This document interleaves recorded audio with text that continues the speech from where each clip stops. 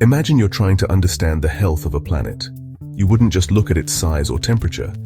You'd want to know how active it is, how much energy it generates, and how its resources are being used.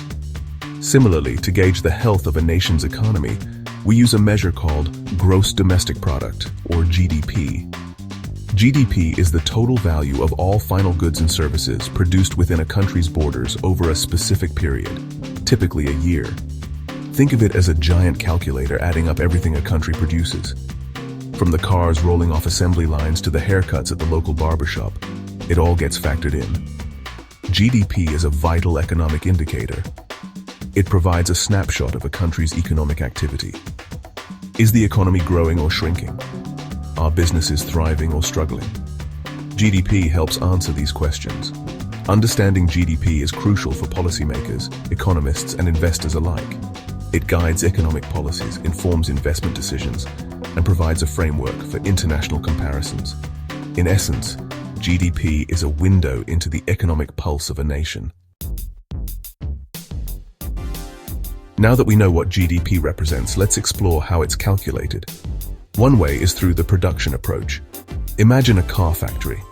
The production approach breaks down the car-making process into stages. It calculates the value added at each step. First, the raw materials like steel and rubber have a certain value.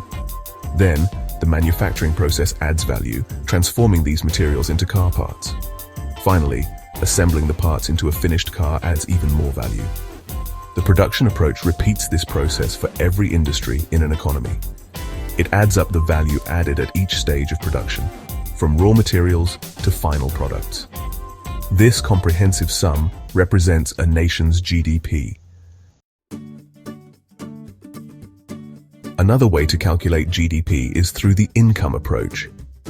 Instead of focusing on production, this approach looks at the income generated throughout the process. Let's revisit our car factory example.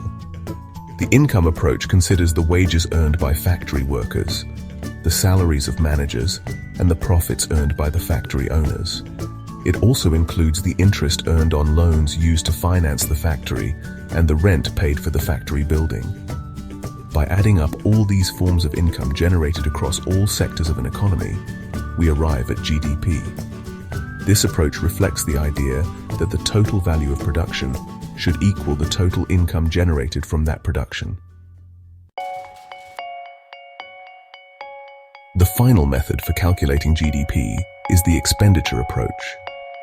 This approach focuses on the spending side of the economy. It tallies up all the spending on final goods and services.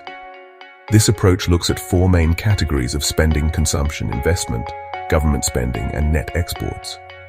Consumption includes all spending by households on goods and services, such as groceries, clothes, and entertainment.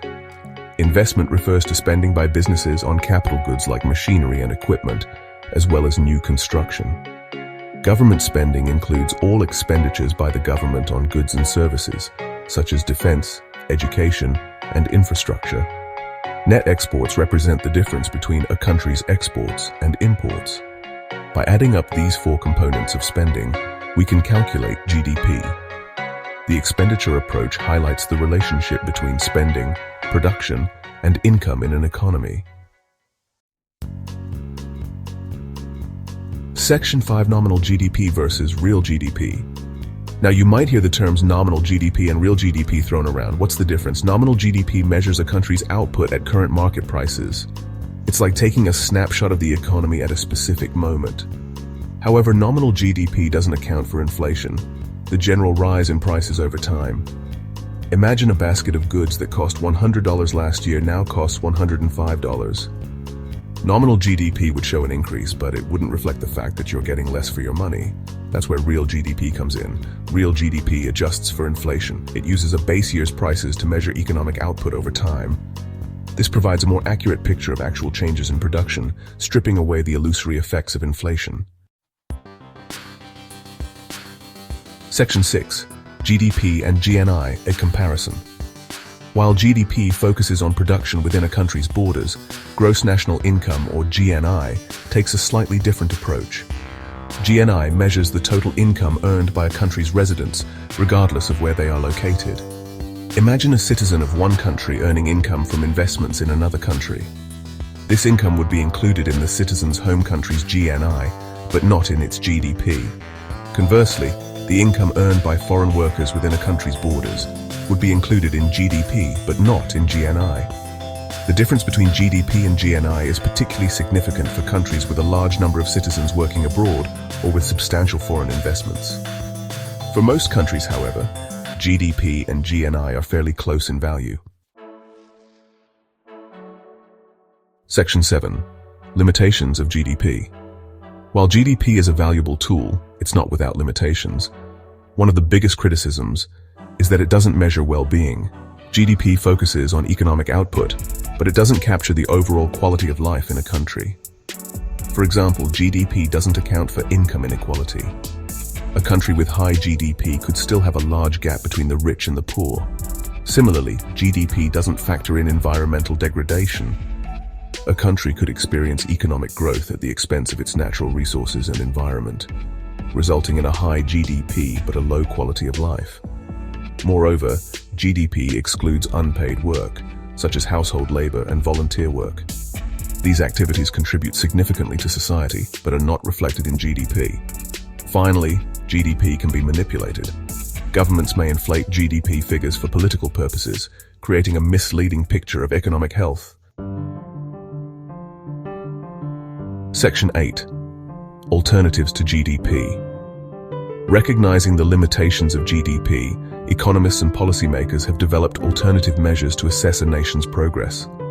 These alternatives aim to provide a more holistic view of well-being, encompassing social, environmental, and economic factors. One such alternative is the Human Development Index, or HDI. The HDI combines life expectancy, education levels, and standard of living into a single index. It provides a broader measure of human development than GDP alone. Another alternative is the Gross National Happiness Index, which measures well-being across various dimensions, including psychological well-being, health, education, governance, and environmental sustainability.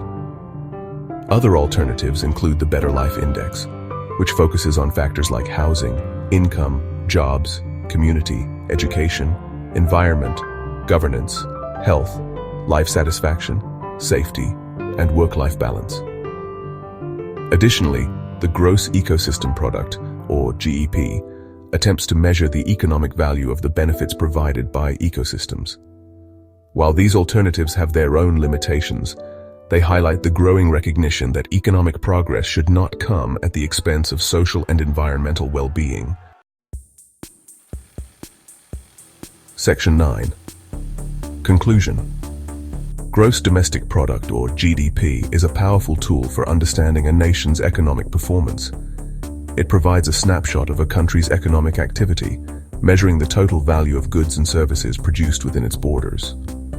While GDP is essential for economic analysis, it's crucial to remember its limitations. GDP doesn't capture the full picture of well-being, neglecting factors like income inequality, environmental degradation, and unpaid work. As we strive for a more sustainable and equitable future, it's vital to look beyond GDP.